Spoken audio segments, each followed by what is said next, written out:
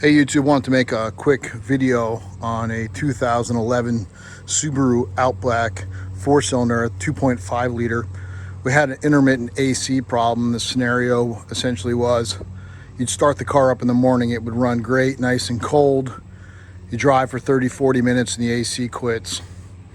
And so that was a problem, of course. The other scenario is you start it up in the morning, it's nice and cold, you run a couple errands, you turn the car off in the restaurant parking lot, you come out after eating, you turn the car on, the AC no longer works. So that was the core complaint. So I went through a bunch of troubleshooting. I'm not a Subaru mechanic. Checked the charge levels. When it was running, the pressures looked good. I checked the electrical connections. I did all those things. Everything seemed to be operating fine, but it would just occasionally stop working. So doing some troubleshooting, it looked like the clutch was maybe slipping or not engaging after the engine heated up.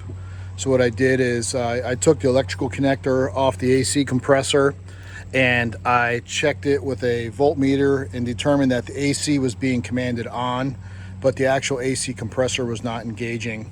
So from that I concluded it had a bad clutch. The original OEM compressor did not have a serviceable clutch assembly. So once we realized we had to replace the compressor, it was also time to do the condenser. Went out to Rock Auto, got a quote, got the parts, those types of things. Now time to put it in.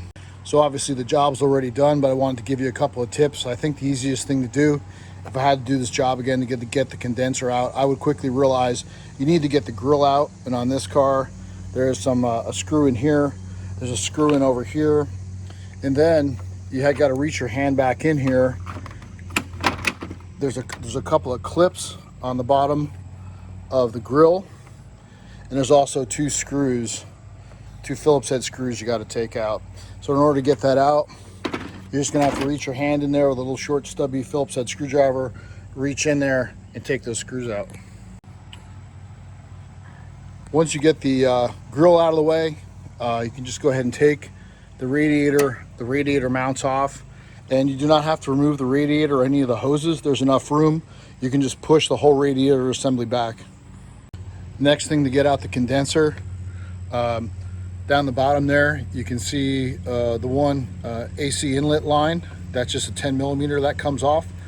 The upper AC line right here, it's a little more difficult to get to. You'll need the condenser out. So what you do is just disconnect it from the compressor and remove the condenser and that entire higher line back to the compressor, and it will all come out as an assembly.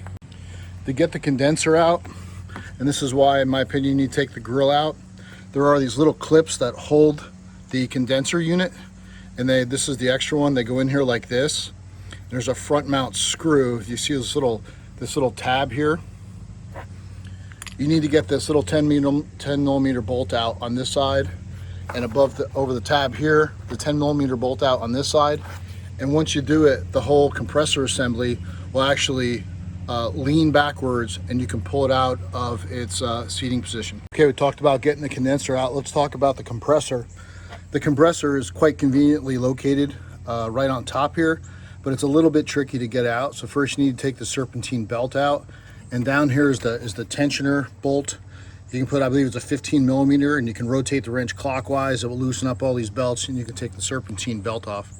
Once you get the serpentine belt off, there's actually 4 bolts holding the compressor assembly in.